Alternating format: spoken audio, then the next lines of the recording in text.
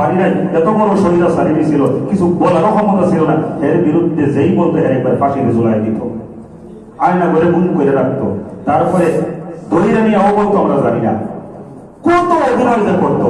আল্লাহর কাছে বললে আশা করা যায় আল্লাহ আমাদের ছাড়বে, কিন্তু যারা তার দালালি সাইনসানি করছে তার ভুলটারও কইছ ঠিক, সঠিকটারও বলছে ঠিক, এই সমস্ত সাইন ছাড়া কিয়ামতের দিন আল্লাহর কাছে কি জবাব দিবে?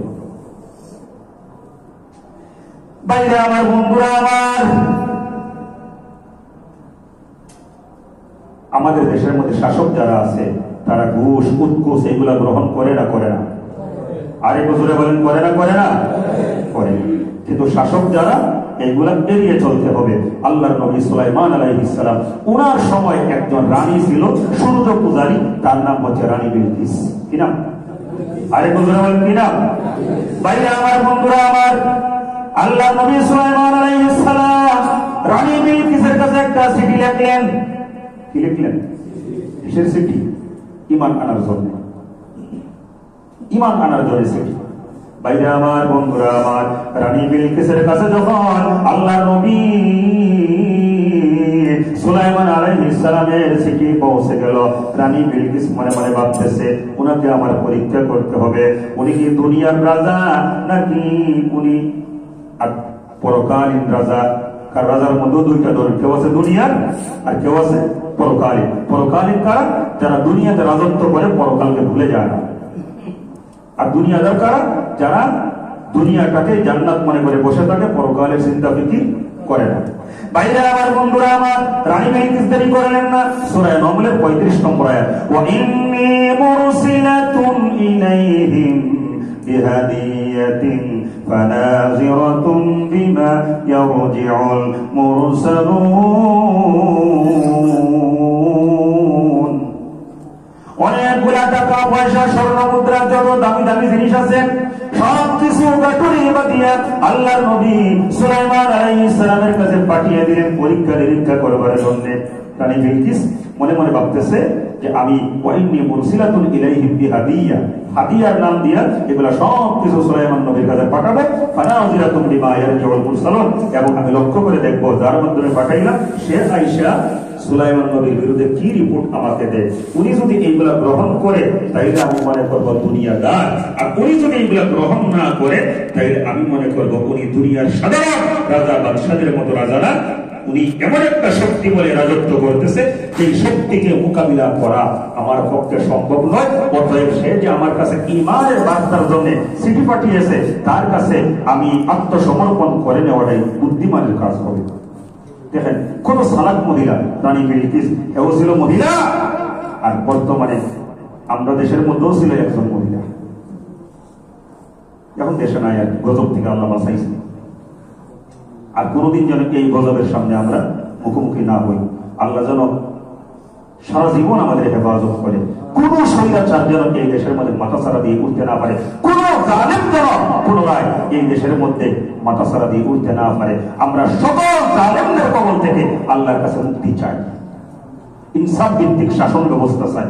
যদি আল্লাহ দিন কায়েম করতে চাই তো আল্লাহ কায়েমকে সংবিধান বানিয়ে এই গোটা জমিনটাকে আল্লাহর রঙে রাঙাতে চাই। আমিন। আল্লাহু আমিন। বাইরে আমার বন্ধুরা, আমার সুলাইমান আলাইহিস সালামের কাছে যখন রানী বিলকিসের সোনা রূপা টাকা পয়সা দামি দামি হীরা জহরত মণি মুক্তা সব ধরনের ধনসম্পদ চলে গেল, এখন বলেন না সুলাইমান আলাইহিস সালাম কি এগুলোর পাগল? এগুলোর পাগল? এগুলোর পাগল না। সূরা নমল 36 নম্বর আয়াত তিনি বলতেছেন, ওয়ালা তুমিদ্দুনানি বিমাল ফামা আতানি আল্লাহু খায়রুম মিম্মা আতাকুম বাল আনতুম বিহাদিয়াতিকুম তাফরাহুন। ভাইরা আমার বন্ধুরা, আমার সুলাইমান আলাইহিস সালাম বলতেছেন, ওয়ালা তুমিদ্দুনানি বিমাল, এই সমস্ত ধন সম্পদ নিয়ে আইছো, এইগুলা দিয়ে তোমরা আমার সাহায্য করতে চাও, ফামা আতানি আল্লাহু খায়রুম মিম্মা আতাকুম। আরে বোকা, তোমরা কি জানো না? তোমাদের রানী বিলকিসকে বলে দাও, তোমাদের রানী বিলকিসের কাছ থেকে যা নিয়ে এসেছো, যা তার কাছে আছে, আমার আল্লাহ আমাকে যা দিয়েছেন, তোমাদের কাছে যা আছে এইগুলার সাথে আল্লাহ আমারে যা দিয়েছে সব আমার, এইগুলা অনেক শ্রেষ্ঠ, কারণ এইগুলা আল্লাহ আমারে দিয়েছেন। সুবহানাল্লাহ। তাহলে আমার কাছে ভালো জিনিসটা থাকলে আপনার কাছ থেকে পচা জিনিসটা আমার নেওয়ার কোনো দরকার আছে? আরেকটু দরকার আছে? আমার ঘরের মধ্যে ঠাট্টা ইলিশ মাছ আছে, আপনি যদি এমন একটা ইলিশ মাছ আমার গিফট করতে চান, বাসার মধ্যে নিয়ে আসেন, যে আপনার যখন ইলিশ মাছ নিয়ে আসি, আমার দেখতে দেখে একটা হচ্ছে একবারে কি জানি গন্ধ হয়ে গেছে, আমি এটা গ্রহণ করবো? তো সুলাইমান আলাইহিস সালাম বলতেছেন, ফামা আতানি আল্লাহু খায়রুন, আল্লাহ আমারে যা দিলে এগুলা শ্রেষ্ঠ, মিম্মা আতাকুম, তোমাদের কাছে যা আছে এইগুলার থেকে, অতএব তোমাদের এগুলো আমার কোনো দরকার নাই। বাল আনতুম বিহাদিয়াতিকুম তাফরাহুন, হাদিয়ার নাম দিয়া যে ঘুষ লয়ে আইছো আমার কাছে, দেখছেন আজকে কিছু মানুষ আছে না ঘুষ খায় আর কয় উপরেও কোন হাদিয়া, বলে না বলে না? এই যে দেখেন এইরকম হাদিয়ার নামে ঘুষ রানী বিলকিস পাঠিয়েছিল সুলাইমান নবীর কাছে, তার প্রমাণ কুরআনুল কারীমের সূরা নমলের 35 নম্বর আয়াত। তাইলে বোঝা গেল এদের মুরব্বী ছিল ওই সময়কার রানী বিলকিস। আজকে যারা হাদিয়ার নামে ঘুষ খায়, বাইরে আমার বন্ধুরা, আমার সুলাইমান আলাইহিস সালাম বলতেছেন, এইগুলা নিয়ে যাও, তোমরা তোমাদেরটা নিয়ে খুশি থাকো, আমার দরকার নাই, আল্লাহ আমারে যা দিয়েছেন এইগুলা নিয়েই আমি খুশি। এখন বলেন না সুলাইমান নবীও বাদশা ছিলেন, আমাদের দেশের মধ্যেও বাদশা আছে, আমাদের দেশের মধ্যেও মন্ত্রী আছে, এমপি আছে, মেম্বার আছে, চেয়ারম্যান আছে, কাউন্সিলর আছে, প্রেসিডেন্ট আছে, প্রধানমন্ত্রী আছে। আওয়াজ করে বলেন না, এরা ঘুষ খায় কি খায় না?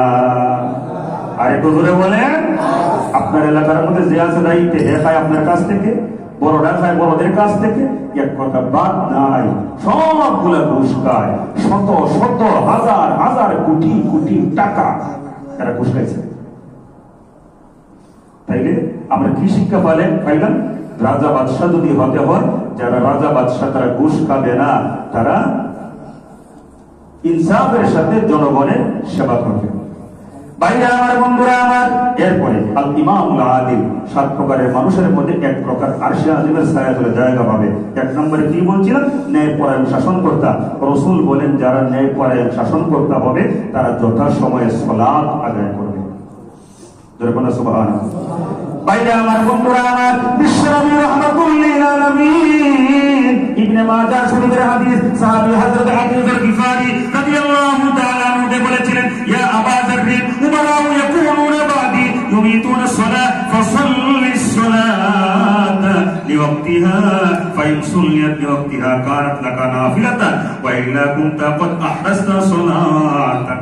আবু যর গিফারি রাদিয়াল্লাহু তাআলা আনহু বলেছিলেন, হে আবু যর, উমারাউ ইয়াকুনুনা বাদি ইউমিতুনা সালাত, আমার পরে এমন কিছু শাসক আসবে যারা সালাতকে, নামাজকে হত্যা করবে, মানে যত সময় নামাজ আদায় করবে না।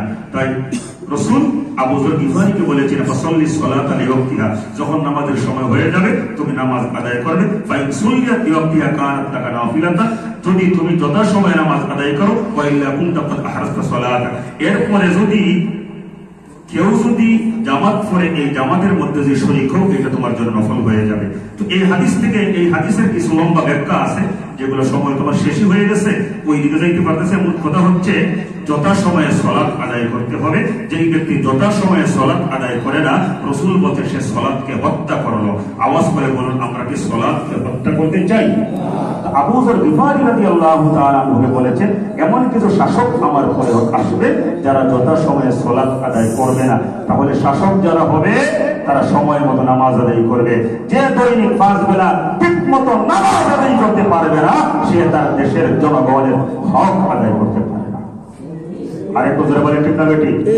যে নামাজ চুরি করবে সে জনগণের সম্পদও চুরি করবে, সহজ কথা।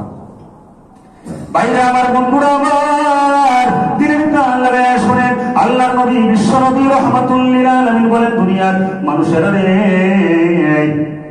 সাবাতু ইউযিল্লুহুমুল্লাহু ফি যিল্লিহি ইয়াউমা লা যিল্লা ইল্লা যিল্লু আল ইমামুল আদিল, যেদিন আরশে আজিমের ছায়া ব্যতীত আর কোনো ছায়া থাকবে না। ওই দিন আল্লাহ রাব্বুল আলামিন 7 প্রকারের মানুষকে আরশে আজিমের ছায়া তলে জায়গা দিবেন। এক নম্বরে আল ইমামুল আদিল, ন্যায়পরায়ণ শাসনকর্তা। এখন শুধুমাত্র দেশের যিনি প্রধানমন্ত্রী উনি শুধুমাত্র শাসনকর্তা, ব্যাপারটা এইরকম নয়। আমার ঘরের মধ্যে আমার ক্ষমতা আছে না নাই? আমার ঘরের মধ্যে প্রধানমন্ত্রী আমি, অতএব আমার ঘরের মধ্যে আমি ঠিক মতো আমি দায়িত্ব পালন করতে হবে। শুনেন, যারা শাসন করে, যারা বিচার করে, সম্মানিত ভাইরা, বুরায়দা রাদিয়াল্লাহু তাআলা আনহু তিনি বলেন, রাসূল করিম সাল্লাল্লাহু আলাইহি ওয়াসাল্লাম বলেছেন, আল কুযাতু সালাসাতু ওয়াহিদুন ফিল জান্নাতি ওয়াহিদুন ফিল জান্নাতি ওয়া ইসনানি ফিন নার। যারা বিচারক, যারা বিচার করে, এটা হচ্ছে 3 প্রকার। জোরে বলেন কয় প্রকার? 3 প্রকার। 1 প্রকারের বিচারকরা জান্নাতে যাবে, আর 2 প্রকারের বিচারকরা জাহান্নামে যাবে। জান্নাতে যাবে কয় দল? 1 দল। আর জাহান্নামে যাবে? বাইরে আমার, বন্ধুরা আমার, আল্লাহর নবী বিশ্বনবী রাহমাতুল লিল আলামিন বলেন, ফাআম্মাল্লাযী ফিল জান্নাতি ফারাজুলুন আরাফাল হাক্কা ফাকাযা বিহি। যেই বিচারক বিচার করে জান্নাতে যাবে, ফারাজুলুন ওই ব্যক্তি, আরাফাল হাক্কা যে সত্যকে উপলব্ধি করেছে, ফাকাযা বিহি এবং সত্য অনুযায়ী ফয়সালা করেছে, কাউকে খুশি করবার চেষ্টা করে না। অতীতে আমরা দেখেছি বহু বিচারপতি সত্য প্রমাণ করেও সত্যের পক্ষে রায় দেয় না। কথা বলে না? কথা সত্য না মিথ্যা? অতীতে বহু বিচারপতি সত্যের পক্ষে রায় দেয় নাই। তারা সত্য বুঝতো না, ব্যাপারটা এরকম ছিল না। সম্মানিত ভাইরা, এখন ঘুরলো কেমনে সবকিছু? এখন ঘুরলো কেমন? বাইরে আমার, বন্ধুরা আমার, আল্লাহর হাবিব বলেন, ওয়ারাজুলুন আরাফাল হাক্কা, যেই ব্যক্তি সত্যকে বুঝবে, ফাজারা ফিল হুকমি ওয়া হুয়া ফিন নার, সত্য বুঝার পরে যেই ব্যক্তি সত্যের পক্ষে রায় প্রদান করবে না, আল্লাহর নবী বিশ্ব নবী রাহমাতুল লিল আলামিন বলেন, ওই বিচারপতি জাহান্নামে যাবে। কোথায় যাবে? জাহান্নামে। এরপরে ওয়ারাজুলুন কাযা লিন নাসি আলা জাহলিন ফাহুয়া ফিন নার, যেই বিচারপতি বিচার বোঝার মতো ক্ষমতাই নাই, জ্ঞানই নাই, এমন মূর্খ পদার্থ বিচারপতির আসনে বসা ছিল না? ছিল না? মানিক রে কি বলেন? মানিক এর মূর্খ সারা, পাগল সারা কি বলবেন? পাগলটা কি সুরত হয়েছিল দেখছিলেন? কিভাবে কলা পাতার উপরে ঘুমাইয়া বলছিল আসতেছে, এখন সারা জীবন স্রোতের মধ্যে বাড়বে। ভাই, আল্লামা সাঈদীর সাথে যে আচরণটা করেছে, উনি শুধুমাত্র একটা দলের সম্পদ ছিলেন না। আল্লামা সাঈদী রাহিমাহুল্লাহ গোটা মুসলিম উম্মার জন্য আল্লাহর পক্ষ থেকে একটা সম্পদ ছিলেন, যিনি সারাটা জীবন শুধুমাত্র কোরআনের কথাই বলেছিলেন। আরে এই দেশের মধ্যে ছাত্রলীগ চিকিৎসক সেজে হাসিনার নির্দেশে, আর হাসিনারে নির্দেশ দিয়েছিল তার দাদা বাবু ভারত থেকে, সাঈদীকে শেষ করে দিতে হবে। সুস্থ মানুষটাকে কারাগার থেকে বের করে এনে আনছিল কিভাবে? আপনারা তো অনেকেই জানেন না এই কাহিনী, এখন বলতেও পারবো না। উনাকে বলা হয়েছিল কারাগারে যে আপনার মুক্তি হয়ে গেছে, এটা ভিন্ন একটা কাহিনী। উনাকে ধোঁকা দিয়া কারাগার থেকে বের করে চিকিৎসার নামে হাসপাতালে এনে ইঞ্জেকশন পুশ করে ডাক্তার রূপী ছাত্রলীগ এক জঘন্য সন্ত্রাস তাই শাহাদত বরণ করাইছে। আল্লাহ উনাকে শহীদ হিসাবে কবুল করুন। সবাই আল্লাহ।